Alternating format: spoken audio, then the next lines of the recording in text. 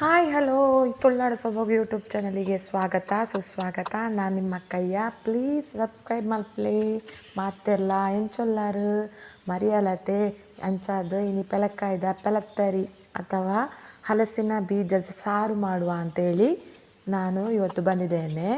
ನೋಡಿ ಎಲ್ಲರೂ ಕಡೆ ತನಕ ಸಪೋರ್ಟ್ ಮಾಡಿ. ಹೀಗೆ ಹಲಸಿನ ಬೀಜದ ಹೊರಗಿನ ಸಿಪ್ಪೆಯನ್ನು ಸ್ವಲ್ಪ ತೆಗಿಬೇಕು. ಸ್ವಲ್ಪ ಅಲ್ಲ, ಎಲ್ಲ ತೆಗಿಬೇಕು. ಒಂದು 10 ಬೇಳೆ ತಗೊಳ್ಳುವ ಅಥವಾ ಬೀಜ ತಗೊಳ್ಳುವ. ಬೆಳೆದ ಹಲಸಿನಕಾಯಿ ಇತ್ತು, ಅದರ ಸೊಳೆಯನ್ನೆಲ್ಲ ನಾನು ಉಪ್ಪು ಸೊಳ್ಳೆ ಹಾಕಿದೆ. ಬೆಲತ್ತರಿ ಅಥವಾ ಬೀಜ ಅಥವಾ ಬೇಳೆ ಅಂತ ಹೇಳ್ತಾರೆ.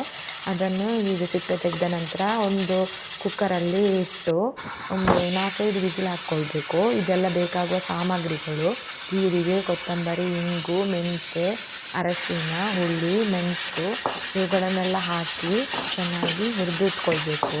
ಹುರಿದಿಟ್ಕೊಂಡ ನಂತರ ನಾವು ಬೇಳೆ ಬೆಂದಿದ ಅಂತೇಳಿ ನೋಡುವ.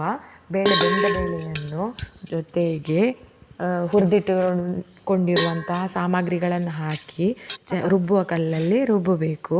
ರುಬ್ಬುವ ಕಲ್ಲಲ್ಲಿ ರುಬ್ಬಿದ್ದು ಯಾಕಂತೇಳಿದ್ರೆ ಇವತ್ತು ಕರೆಂಟ್ ಇಲ್ಲ, ಮಳೆ ಅಲ್ವಾ, ವಿಪರೀತ ಹೊರಗಡೆ ಮಳೆ ಬರ್ತಾ ಉಂಟು, ಕರೆಂಟ್ ಇಲ್ಲ. ಮಿಕ್ಸಿಯಲ್ಲಿ ರುಬ್ಬಿದ್ರೂ ಚೆನ್ನಾಗಿರ್ತದೆ. ರುಬ್ಬುವ ಕಲ್ಲಲ್ಲಿ ರುಬ್ಬಬೇಕು. ರುಬ್ಬಿದಾಗ ಅದೊಂದು ಪೇಸ್ಟ್ ಥರ ಅಥವಾ ಮಿಶ್ರಣ ಸಿಗ್ತದೆ.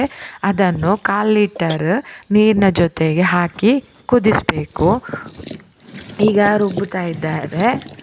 ಈಗ ನೋಡಿ, ನಾನು ವಿಡಿಯೋ ಮಾಡ್ತಾ ರುಬ್ಬಲಿಕ್ಕೆ ಹೇಳಿದ್ದು, ಅಲ್ಲಿ ರುಬ್ಬುತ್ತಾ ಇದ್ದಾರೆ.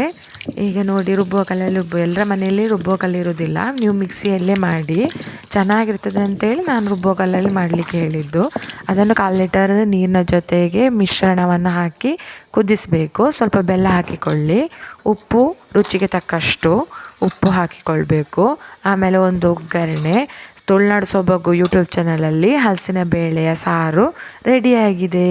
ನೀವೆಲ್ಲರೂ ಕಡೆ ತನಕ ನೋಡಿದ್ದೀರಿ ಲಾಗನ್ನು. ಇನ್ನು ನೆಕ್ಸ್ಟ್ ವೀಡಿಯೋದಲ್ಲಿ ನಾನು ಸಿಗ್ತೇನೆ. Thank you. ಸಬ್ಸ್ಕ್ರೈಬ್ ಮಾಡಿ, ಪ್ಲೀಸ್ ಸಪೋರ್ಟ್ ಮಾಡಿ. ನಾನು ನಿಮ್ಮ ಅಕ್ಕಯ್ಯ. ಬಾಯ್ ಬಾಯ್.